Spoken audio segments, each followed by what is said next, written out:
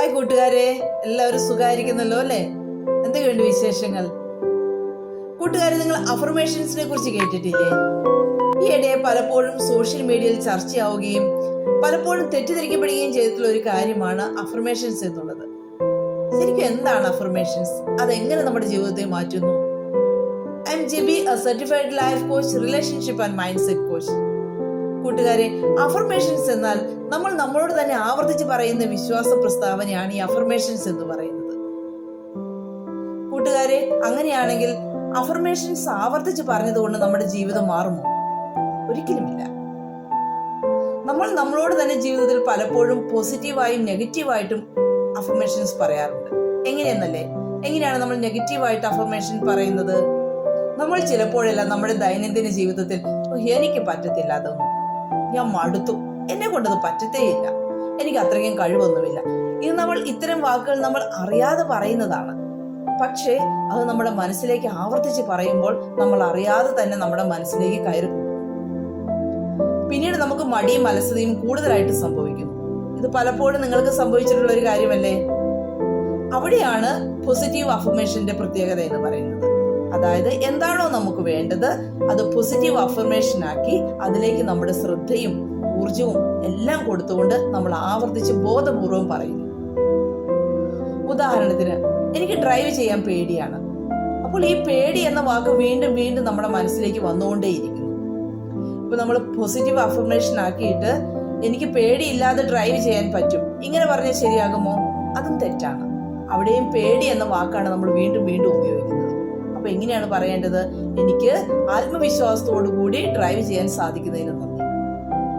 ഇപ്പൊ ഒരു കാര്യം നമുക്ക് കിട്ടിക്കഴിഞ്ഞു എന്ന രീതിയിൽ നമ്മൾ നന്ദി പറഞ്ഞുകൊണ്ട് അഫർമേഷൻസ് ക്രിയേറ്റ് ചെയ്യാം.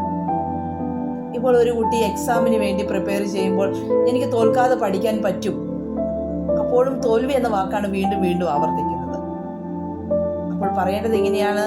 എനിക്ക് ആത്മവിശ്വാസത്തോടു കൂടി എക്സാം എഴുതാൻ സാധിക്കും, ഞാൻ എക്സാമിന് വിജയിക്കും. അങ്ങനെയുള്ള പോസിറ്റീവായിട്ടുള്ള കാര്യങ്ങളാണ് നമ്മൾ ആവർത്തിച്ച് നമ്മളോട് തന്നെ പറയേണ്ടത്. ഇവിടെ പ്രത്യേകം ശ്രദ്ധിക്കേണ്ട ഒരു കാര്യമുണ്ട്. അഫർമേഷൻസ് ആവർത്തിച്ച് പറഞ്ഞതുകൊണ്ട് മാത്രം കാര്യമായില്ല, അവിടെ പ്രവൃത്തിയും കൂടി വേണം. ആവർത്തിച്ച് അഫർമേഷൻസ് പറയുക, അതോടൊപ്പം ഓരോ ദിവസവും എന്തെങ്കിലുമൊക്കെ ചെറിയ കാര്യം അതിനു വേണ്ടി മുൻപോട്ട് ചെറിയ ചുവടുവയ്പ്പുകൾ വയ്ക്കുക.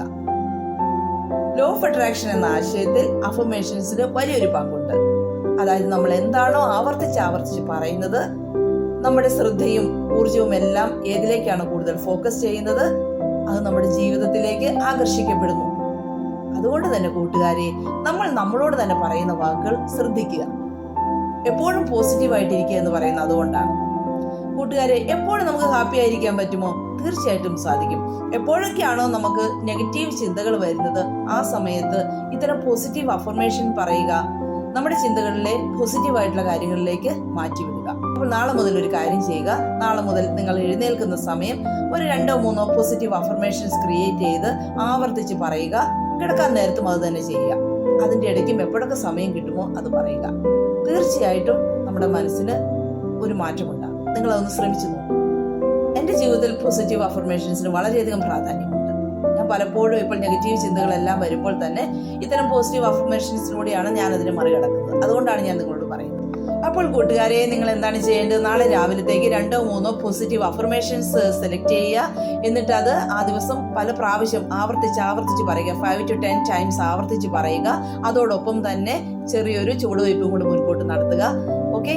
അപ്പോൾ അഫർമേഷൻസ്, ഞാൻ വീണ്ടും പറയുന്ന, അഫർമേഷൻസ് ഒരിക്കലും ഒരു മാജിക് ഒന്നുമല്ല.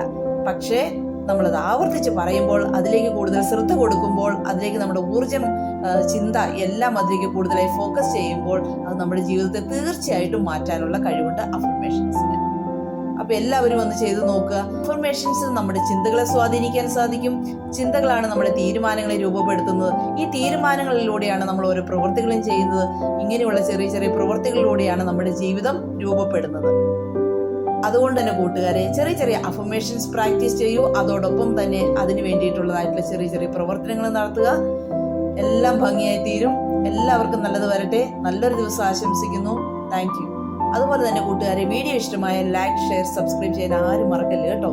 Thank you.